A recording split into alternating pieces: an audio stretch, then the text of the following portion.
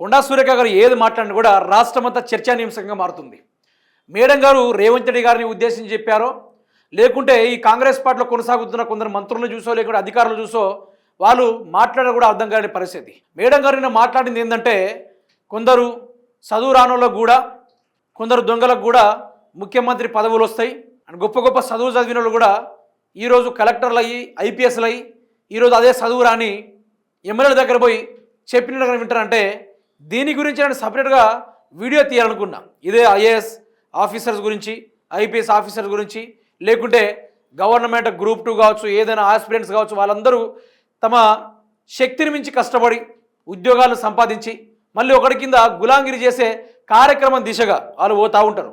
దాని మీద నేను మాట్లాడదలుచుకున్నా ఇంతకుముందు. ఏమని, ఎన్ని రాజ్యాంగాలు ఉన్నా, ఎన్ని మనుషులకు ఎన్ని హక్కులు ఉన్నా, ఎన్ని రైట్స్ ఉన్నా కూడా, ఏమున్నా కూడా ఈరోజు ఒక ఐపీఎస్ ఐఏఎస్ గొప్ప గొప్ప యూపీఎస్సీ కాంపిటేటివ్ ఎగ్జామ్ని బీట్ చేసి మరి గెలిచిన తర్వాత, సాధించిన తర్వాత, విజయం కైవసం చేసుకున్న తర్వాత అంత కష్టానికి ప్రతిఫలం వస్తే వాళ్ళు చేసేది ఏందయ్యా మిత్రులారంటే, లాస్ట్కి ఒక అంగుటి బ్యాచ్ వాళ్ళకి పనిచేసే కార్యక్రమం దిశగా ఉంటుందనే దీనిపైన వాళ్ళ ఆత్మగౌరవాల గురించి, కలెక్టర్ల గొప్పతనం గురించి నేను వీడియో తీయాలనుకున్నా. మరి మేడం గారు రేవంత్ రెడ్డిని ఉద్దేశించి మాట్లాడినట్టే ఉంది. అదొకసారి వినుకునే ప్రయత్నం మీరే చేయండి.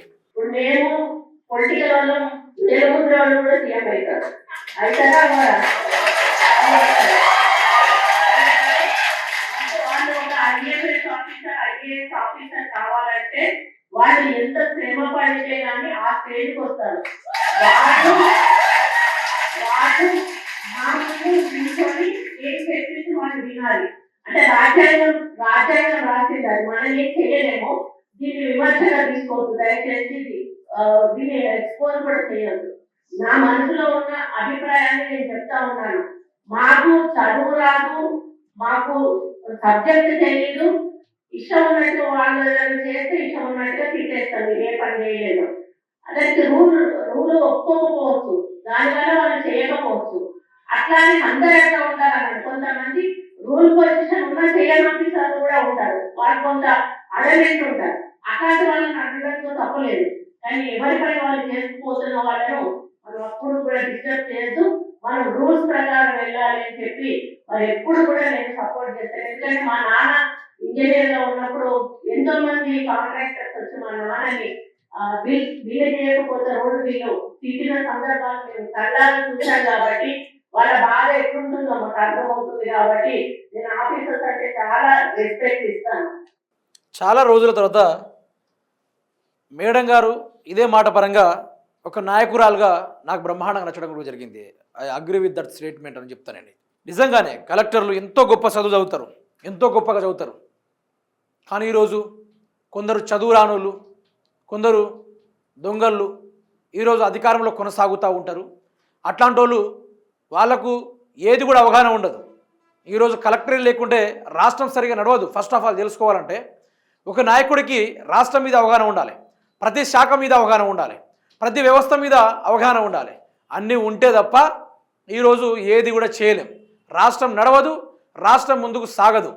గిన్ని జరుగుతున్నప్పటికీ ఈరోజు కొందరు చదువురాని కొందరు మంత్రులు ఉన్నారు, ముఖ్యమంత్రి పదవిలో ఉన్నారు, కొందరు ఎమ్మెల్యేలు ఉన్నారు. అయినా కూడా వాళ్ళ నోటి నుంచి మాట వచ్చే, ఏ కలెక్టర్ మీకు ఇట్లా మైండ్ పని చేస్తలేదా, మీరు ఈ పని చక్కగా చేయరా అనుకుంటూ ఈ విధంగా కలెక్టర్లను దూషించి వారి మనోభావాలు దెబ్బతినేట్టుగా కొన్ని కార్యక్రమాలు జరుగుతూ ఉంటాయి. మేడం గారు కూడా చెప్పింది కూడా కదే, ఈరోజు అంగుటి బ్యాచ్ వాళ్ళు కూడా అధికారం వస్తుంది. కానీ గొప్ప గొప్పగా చదువుకున్న వాళ్ళని కూడా ఈరోజు ఇష్టానురకంగా మాట్లాడు, వారిని మనసు గాయపరిచే విషయంగా దిశగా వాళ్ళు ప్రయత్నాలు చేసుకుంటూ గేని జరుగుతూ ఉంటుంది. కానీ ఒక అధికారిని ఇబ్బంది పెట్టే కార్యక్రమం దిశగా నేను ఎప్పుడు చేయలేదు కూడా, ఇకపోయినా చేయబోను అనుకుంటూ వారు మాట్లాడడం కూడా జరిగింది. ఇదే లెక్కన మరి ఆవిడ గారు గతంలో ఈవిడ గారికి రేవంత్ రెడ్డికి కొంత వివక్షలు ఉన్నప్పటికీ వీరు మాట్లాడకపోకుండా ఉండడానికి ఇప్పుడు స్టిల్ కూడా ఆవిడ బయటికి రాకుండా ఈరోజు మంత్రి పదవిలో కొనసాగడం, ఈరోజు ఏదైనా ఛాయిస్ వస్తే రేవంత్ రెడ్డి దింపడానికి కూడా తనదైన ఓటులో ఈరోజు కొండా సురేఖ గారు కొనసాగుతూ ఉన్నారు. నిజానికి చదువు రాని వాళ్ళకే అధికారం ఉంది, ఈరోజు దొంగోళ్ళకే అధికారం ఉంది. ఓటుకు నోటు కేసులో దొరికిన వాళ్ళు కూడా ఈరోజు రాజ్యాధికారాన్ని ముందుకు నడిపిస్తూ ఉన్నారు.